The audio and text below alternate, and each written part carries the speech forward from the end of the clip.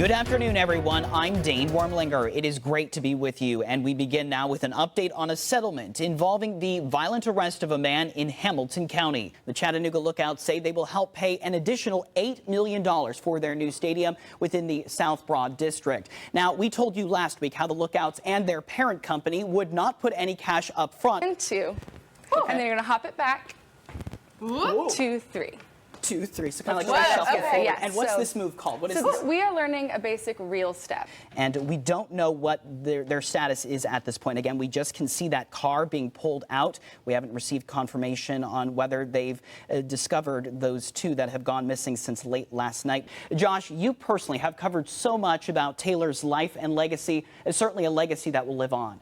So what we're seeing here, it's kind of blurry, but this is on I-24 at Old Ringgold Road, and we had an original school bus here that was pulled over in the shoulder, and it appears another school bus has arrived, and you can see this T-Dot response vehicle on scene reminding drivers to get over. And right now, we want to take you back live to the downtown area of Chattanooga, continuing to follow the heavy flooding here off of Riverfront Parkway near Finley Stadium. Our photojournalist Logan Stapleton bringing us this live view of this car with its four-way flashers on there, stuck in that standing water. We are not out of the woods just yet, as there is yet another deadline for the second slate of spending bills set to come later this month on March 22nd. It's at the intersection of Midland Park and West Henderson Drive. So we will stay on top of this.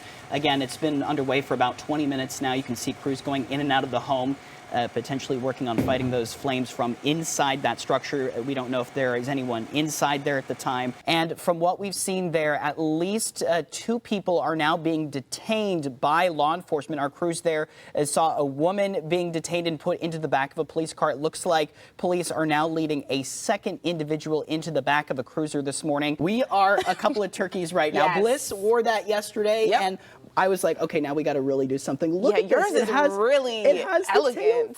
Look at that. This is Iona's second appearance in the NCAA tournament in 3 years, and they are coming into this tournament with a 14-game winning streak. So because of that, Iona, and call me crazy, but I think they're going to come out on top here. Our annual Coats for Kids drive is still underway. We have been out here for 6 hours so far. There's still plenty of time to go. We're going all the way until 7 p.m. tonight, and so far we have new totals.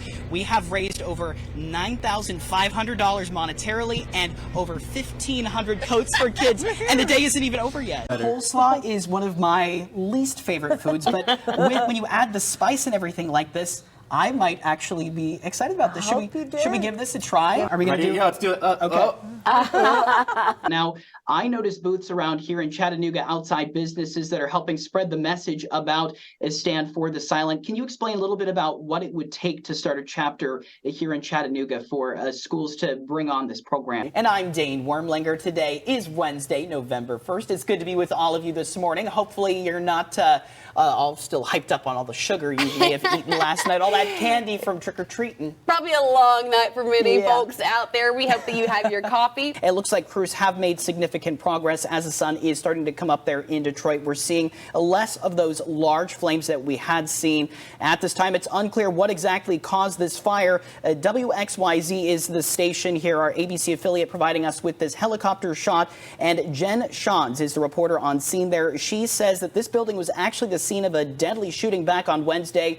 No indication that that is in any way connected to this fire at this time, but it is something to note. And for one major with the Dane County Sheriff's Office in North Georgia, that sacrifice is physical. I had the chance to speak with that first responder who lost his leg a few years back while working to stop a suspect. 5 years ago, Major Tommy Bradford's life was changed forever. Of course, that incident happened 5 years ago now. Yeah, it was August the 8th of 18. Then Deputy Bradford responded to a stolen truck chase heading through Dade County, Georgia from Alabama, working to set up a roadblock when the suspect hit him. Sadly, due to his injuries, he lost his left leg. And to be honest with you, if the same circumstance happened again, I don't know if that's just me. I wouldn't take any of it back, and I'd probably do the same thing again if I had to. In the months that followed the incident, Bradford was fitted for a prosthetic leg and had to undergo physical therapy to regain his full mobility. The transformative experience left him questioning whether or not he would return to his profession. At the time, you know, I thought I'd made up my mind that I was done, you know, with law enforcement. But the outpouring of support from the community and family enveloped Bradford, and it led to new perspectives. Once I started seeing that, I, you know, had to check myself for a second and realize that I was probably being a little selfish. I find it interesting that you thought you were being selfish, but truly what you do every day is selfless. He made his return to the office a year and a half later, and now holds the rank of major, overseeing officers and the budget.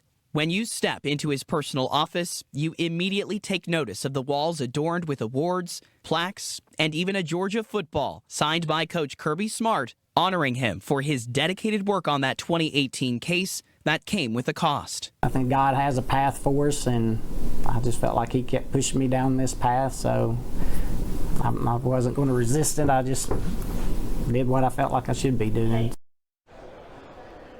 Truly a powerful story that illustrates the sacrifices that our first responders make every single day when they go out and work in those environments. Now, one thing, Bliss, that struck me the most about Major Bradford was his positivity through all of that ordeal.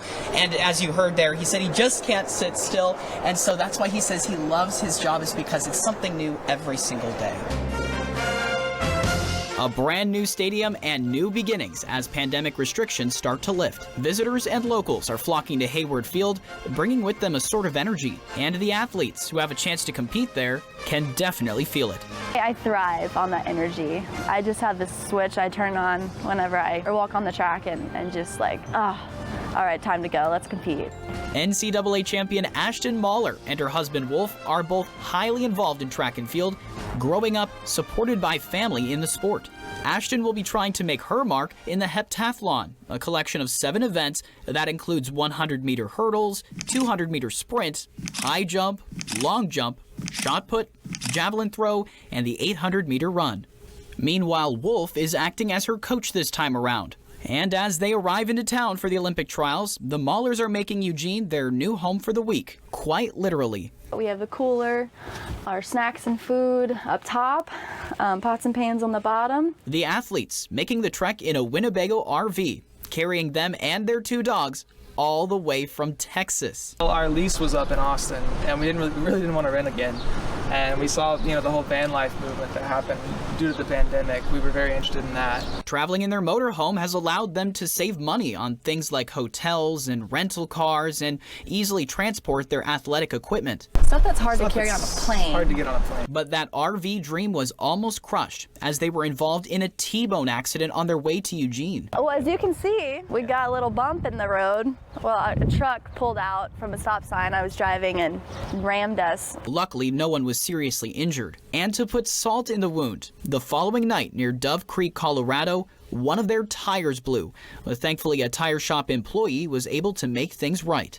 And he swapped it out for us with the spare, and we were back on the road that night. We got so lucky. It was a miracle. I don't know how, but. But the Mahlers have been through their share of challenges before. I was hurt in January, had a MCL sprain that took me out a couple of months. That was a bummer. Really thought this year was over for me because it was just so hard to get back to training again without pain. And after months of recovery, she was back on her feet and ready to prepare for this summer. The couple can't help but acknowledge the hard work that they've put into training and the struggles that they've overcome together. You're welcome. It is hard, but it is worth it. Yes, we love each other. This isn't their first time to Eugene to compete, but they say the magic of Hayward Field is still there. Ashton is going in ranked 2nd in the heptathlon trials. She'll need to hang on to the top 3 to make it to Tokyo. And now that she's finally here in Tracktown, Ashton has a moment to take in her very real chance of claiming a spot. If I win, oh my God, I'm gonna cry. I don't know. I haven't thought about that.